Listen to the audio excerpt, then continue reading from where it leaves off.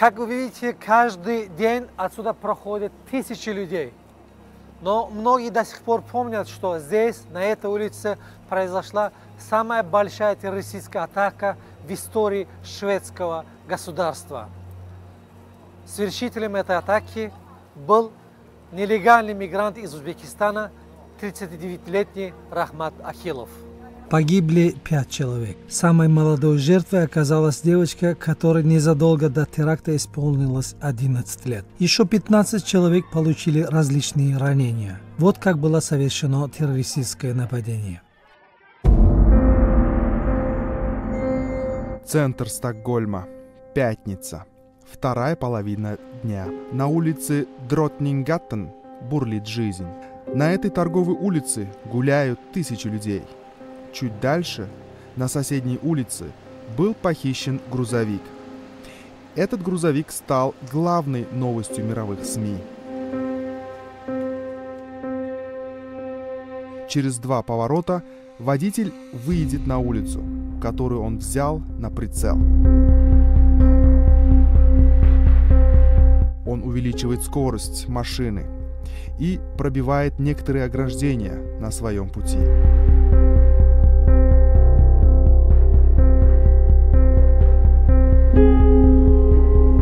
В 14 часов 53 минуты об этом сообщается полиции. Водитель выезжает на улицу Дротнингаттен. Грузовик проезжает 500-метровое расстояние на большой скорости и выезжает прямо в толпу людей. Туристы, школьники, покупатели пытаются спастись.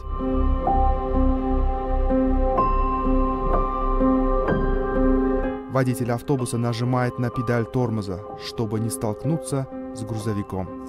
Теракт длился около 30 секунд, пока грузовик не въезжает в витрину супермаркета Åhléns.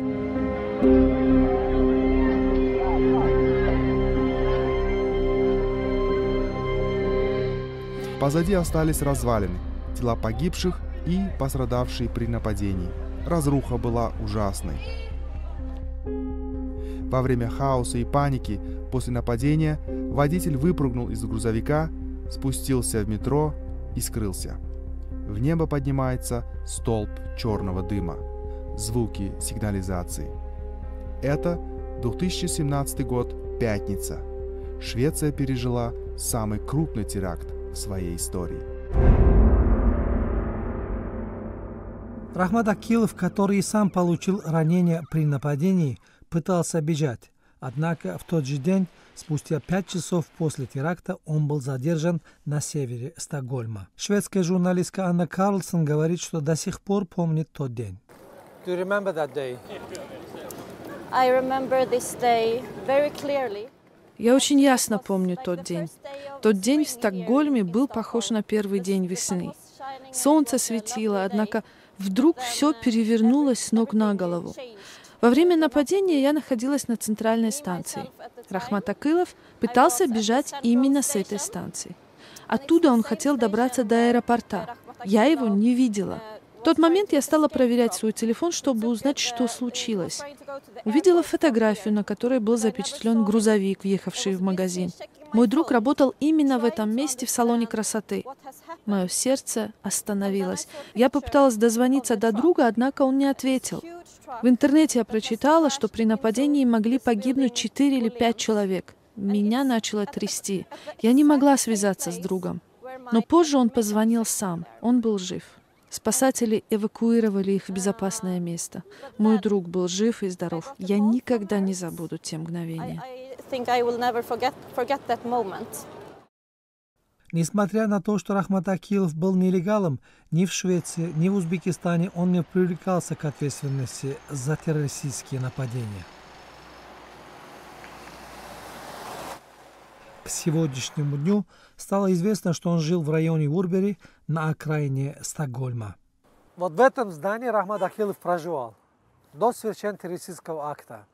Он готовился несколько месяцев именно здесь. Как вы видите, это здание сейчас пустует, идут ремонтные работы. Он также готовил ручную бомбу именно здесь, точнее вот в этом уголке, недалеко, в маленьком лесу. 30 января прокуратура Швеции официально предъявила Рахмату Акилову обвинение в терроризме. Полиция также обнародовала общественности результаты расследования. Материалы следствия, которое длилось около 10 месяцев, состоят почти из 9000 страниц. В них досконально приведены действия Рахмата Акилова, совершенные до, во время и после нападения. По данным шведских спецслужб, нападение он готовил не один. Рахмат Акилов, по их версии, находился на связи с несколькими людьми, которые причастны к теракту. Согласно отчету, только один из них находился в Швеции, остальные за рубежом. Однако их личности не обнародованы. Полиция безопасности Швеции признала, что приходится трудно установить их истинную личность. Мы пытаемся разгадать загадку об их личности и месте нахождения, однако очень трудно выяснить их личность, опираясь на имеющиеся у нас данные. Однако у нас имеются свои заключения. Эти заключения основаны на сообщениях источников в правоохранительных органах Таджикистана, документах и информации, обнаруженных в мобильном телефоне Рахмата Акилова, а также на расследованиях, проведенных корреспондентами таджикской и узбекской редакции Азадлика и шведских журналистов. Мы тщательно изучили основные моменты обвинительного заключения шведской прокуратуры. Она состоит из 9000 страниц. Здесь можно понять, что по обвинительному заключению можно понять, что Рахмат Акилов выходил на связь с различными боевиками под различными псевдонимами из Сирии, Ирака и Афганистана. В основном боевики были и родом из Таджикистана. Особенно в Зело они были очень активными. В моем мобильном телефоне я скачал аппликацию, которая называется Zelo. Она очень популярна среди боевиков исламского государства, особенно среди таджикистанцев исламского государства. Рахмат Акилов тщательно пользовался этой аппликацией, потому что через эту аппликацию вы можете общаться с одним человеком, как рация, или же со многими людьми, с группой, или же несколько тысяч человек. То есть вы можете делать свои заявления, выступления. Вот. Через эту аппликацию он вышел на контакт с боевиками исламского государства. Его сотрудничество началось именно здесь. Заключения также состоят из следующих. Переписки группы в Телеграме из Зела, в которой скопились члены ИГИЛ, велись частично на русском и узбекском, но в основном на таджикском языке. В переписках на таджикском языке Рахмат Акилов использовал самаркандский диалект, а боевики – диалекты, используемые в Таджикистане. Прозвища лиц, которые были на связи с Рахматом Акиловым, заставили нас обратить внимание на список граждан, находящихся в розыске в Таджикистане и России. В результате собранные нами документы и факты, по нашим убеждениям, явно показывают, что за совершенным Рахматом Акиловым терактом стоит один гражданин России и несколько граждан Таджикистана, находящихся в Сирии. Как стало известно из отчета прокуратуры Швеции, Рахмат Акилов находился в непрерывной связи с командирами исламского государства неарабской национальности. Они готовили Акилова к террористическому акту и передавали инструкции во время нападения. Акилов сказал, что знал их только по прозвищам. Рахмата Акилова вдохновили проповеди 30-летнего жителя Душанбе Парвиза Сайдрахмонова, известного по прозвищу Абу Давуд. Рахмат Акилов состоял в очень близких отношениях с 30-летним дагестанцем Арсеном Мухаджировым по прозвищу Абу Фатима. Радио Азадлик удалось выяснить, что он объявлен российскими правоохранительными органами в международный розыск. Рахмат Акилов впервые присягнул на верность исламскому государству именно через Абу Фатиму. В заключениях шведской прокуратуры приводится, что боевик, известный по прозвищам Абу Умар и Тагут Шикан, является 26-летним таджикистанцем Фарходом Хасановым. На сайте Министерства внутренних дел Таджикистана он находится в розыске с апреля 2015 года. Во время следствия Рахмат Акилов назвал Абу Усама Нараки своим эмиром. Во время совершения теракта инструкции Акилову передавали боевики по прозвищам Абу Умар и Абу Усама Нараки. Официальные лица Таджикистана назвали Абу Усама Нараки, истинное имя которого Таджиддин Назаров, самым опасным пропагандистом в рядах исламского государства. Бывший командир ОМОН МВД Таджикистана, 42-летний полковник Гульмурод Халимов. В конце 2015 года присоединился к исламскому государству. В середине 2016 года был назначен военным министром исламского государства. В распоряжении Радио Азадлик не имеется конкретных фактов, подтверждающих непосредственную причастность Халимова к теракту в Стокгольме. Однако, если учитывать то, что в прошлом упомянутые выше боевики были в близких отношениях с бывшим полковником, и то, что организация «Исламское государство» является военной структурой, вероятность того, что наверху пирамиды стоит именно Гульмурад Халимов, очень велика.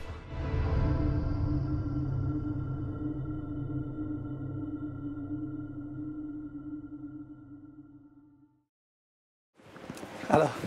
Can I buy a SIM card? Yes. Swedish SIM card, please. Yes, Yeah? of course. Yeah. How much is it? The SIM card is 45 crowns. Okay, I'll buy one. Yes, Okay. of course.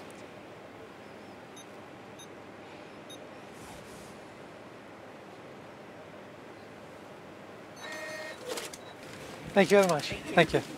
Thank you.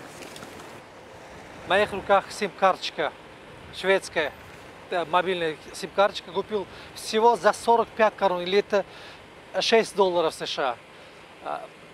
У меня потребовали ничего, кроме оплаты, ни ID, ни паспорта, как это обычно происходит в Таджикистане или же в Узбекистане. Рахмат Акилов поступал так же. Он покупал сим-карточки для боевиков исламского государства. Даже год тому назад на втором этаже этого здания находился мечеть. Здесь люди, жители Стокгольма, приходили молиться в этом мечети. Также Рахмат Акилов приходил и начал распространять свои идеи об исламском государстве. Он хотел, чтобы люди следовали за ним. Конечно же, они следовали. После террористического акта этот мечеть закрыли полностью. Этот мигрант из Таджикистана был одним из тех, кто выступил против агитации Рахмата Акилова в мечети. Он согласился пообщаться со мной с условием неразглашения его имени. Я в тот день работал на окраине города Стокгольма с ребятами из Узбекистана. На стройке работали. Когда движение транспорта и движение метро, поездов метро были остановлены, и все люди ходили, город был полон людьми, которые ходили пешком, пешеходами. И нам сообщили, что в городе был совершен террористический акт. Ну, я почему-то вот машинально перед моими глазами появилось лицо Рахмата Акилова. Почему так было думать? Почему именно Рахмат Акилов? Потому что это был единственный человек, который спорил со мной о своем террористических, о своих радикальных идеях. И он хотел как бы вербовать меня. У вас был спор с ним? Да, у нас был несколько раз был спор. Но я хотел объяснить, что он неправильно, его путь неправильно, мусульмане не должны там вести. Потому что я знал, что его первые шаги тоже были в исламе. И он не понимал, куда он шел. Суд по делу Рахмата Акилова начнется на следующей неделе, 13 февраля. Ожидается, что это будет самый большой процесс, связанный с террористическим актом в истории Швеции. Рахмат Акилов уже давно признал вину в совершении теракта. Каким результатом завершится суд, пока неизвестно. Однако шведское общество не интересует приговор. Это общество ищет бальзам для душевных ран, нанесенных Рахматом Акиловым.